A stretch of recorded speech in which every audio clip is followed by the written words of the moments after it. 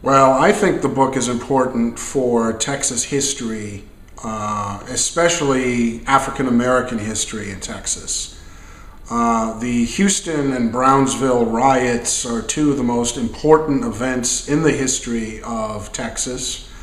The literature about Jim Crow, especially the early Jim Crow era in Texas history, I think is still too underdeveloped.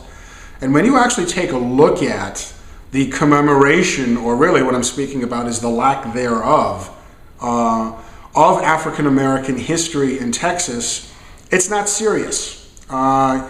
Generally speaking, when you see African Americans represented in monuments or historical markers, and Texas has a lot of historical markers, what you find is what other people have called, and I call it too, a sort of a contribution school model. Famous names, dates, places.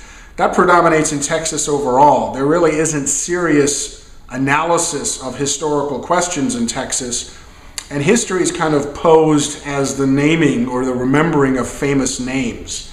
And it isn't posed as questions. And I think the history of black people, the black experience in Texas, kind of upsets that a little bit. So hopefully this book can contribute to a larger dialogue about not just these events specifically, but about a larger discussion and meaning of history and historical commemoration.